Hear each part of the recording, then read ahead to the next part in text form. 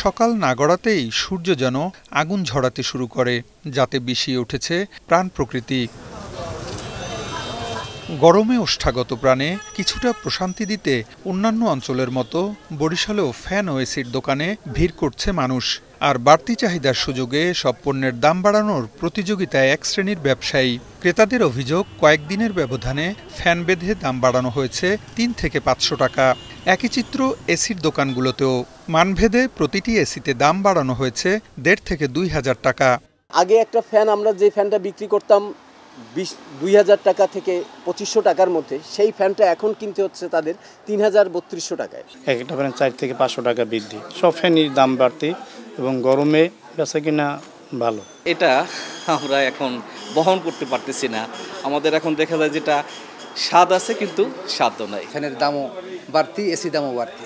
পুরোনো মোবাইল দেখলাম যে এসি চেয়ে ফ্যানের দাম বাড়তি। প্রচণ্ড গরমে স্বস্তি পেতে নিম্ন ও মধ্য আয়ের মানুষ এই ফ্যানের উপরই নির্ভরশীল। দেশের বাজারে যেসব ফ্যান পাওয়া যায় তার শতকরা ৯০ থেকে ৯৫% ফ্যানই এখন দেশে উৎপাদিত হচ্ছে। তারপরও নানা কারণে বাড়ছে ফ্যানের দাম। সংশ্লিষ্টরা জানান, ডলারের উচ্চ মূল্যের কারণে কাঁচামাল আমদানির ব্যয় বেড়েছে। এছাড়া শ্রমিকের মজুরি, পরিবহন সহ নানা খরচ বৃদ্ধি পাওয়ায় বাড়ছে পণ্যের দাম। এসির দাম 8% গত বছরের তুলনায় এবছর 8% বেশি। গ্লোবালি আসলে ডলারের আসলে ক্রমবর্ধমান বৃদ্ধির কারণে আমাদের আসলে পণ্যের মূল্যটা কিছুটা বেড়ে গেছে। পাশাপাশি ট্রান্সপোর্ট কস্টটাও বৃদ্ধি, এটাও আরেকটা কারণ। গত বছরে আমরা যেই ধরেন প্রোডাক্ট ৭০ টাকায় কিনেছি, এই বছরে এসে সেটা দেখা গেছে ১১০-১২০ পর্যন্ত চলে যাচ্ছে। সেই ক্ষেত্রে দামের একটা ভেরি এখানে চলে আসে। এরপরে আমরা বেতনের একটা বিষয় থাকে, শ্রমিকদের একটা বিষয় থাকে, শ্রমিকদের বেতন ভাতা দিয়ে বাড়াতে হয়।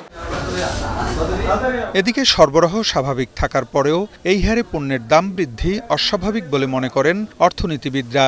তারা বলছে যে ডলারের ক্রাইসিস কিন্তু একদিনে তৈরি হয়নি। আমাদের ডলারের ক্রাইসিসটা চলছে, গত কিছুদিন ধরেই ডলারের ক্রাইসিস চলছে।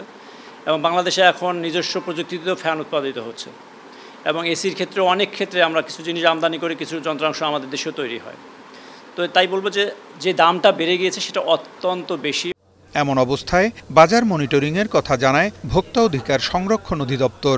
আমাদের মনিটরিং চলছে, তো আমরা মূলত এখানে খতিয়ে দেখি যে তাদের ক্রয় মূল্য এবং বিক্রয় মূল্যের মধ্যে মানে প্রফিট মার্জিনটা কতটুকু। সেখানে যদি অস্বাভাবিকভাবে আমরা দেখি যে মুনাফা লাভের পায়তারা করছে, সেক্ষেত্রে আইন অনুযায়ী ব্যবস্থা গ্রহণ করা হবে।